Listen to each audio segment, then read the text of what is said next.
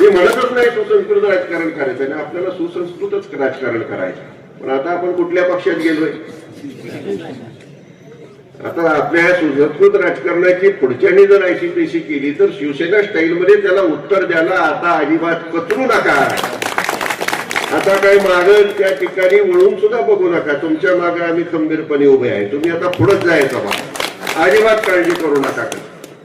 कारण तशा प्रकारचं पुढचं राजकारण कसला दबावाला काही आला अजिबात घाबरायचा.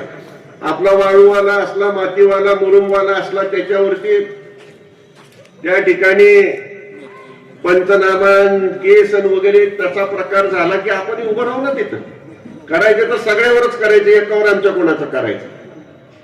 ताकदीने तुम्ही उभं राहायचं आणि तरुण मंडळी ताकदीने उभं राहिल्यावर पुढे कोण उभं राहत नसतं. एवढंच लक्षात ठेवा. आता ताकदीने हा पक्ष संघटनात्मक पक्ष आहे. संघटना बांधून त्या ठिकाणी या संघटनेचा उपयोग आपल्याला चांगल्याच कामासाठी करायचा आहे, अन्यायाच्या विरुद्ध लढण्यासाठी करायचा आहे. आणि पुढचा जो अन्याय होतोय त्या माणसाला त्या ठिकाणी टार्गेट करून जे त्या ठिकाणी त्याला गुडघ्यावर आणण्याचा प्रयत्न होतोय ते थांबवण्यासाठी आपल्याला ह्या संघटनेचा, ह्या शिवसेनेचा आणि ह्या तरुण मंडळीच्या ताकदीचा आपल्याला वापर करायचा, एवढंच लक्षात ठेवा. या राजकारणाच्या एकंदर परिस्थितीमध्ये, अत्यंत अस्थिर परिस्थितीमध्ये ठामपणे उभं राहण्याची आजची वेळ आहे.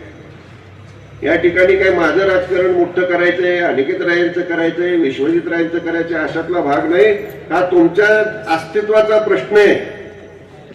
ही पुढची मंडळी असतील, तुम्ही म्हटलंय तर कारखान्याची बिलं झाली नाहीत. आता बिलं झाली नाहीत ही जर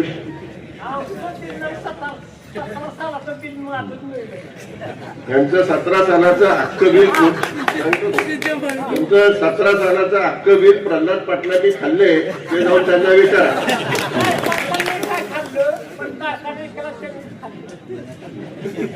कारखाना त्यावेळेला कुणाच्या ताब्यात होता? अख्खा सीझनचा ऊस त्या ठिकाणी साखर जी झाली ती गेली कुठं? आता त्यांनी जाऊन आत्ताच विचारायला पाहिजे, ते सकाळी विचारू शकणार नाही.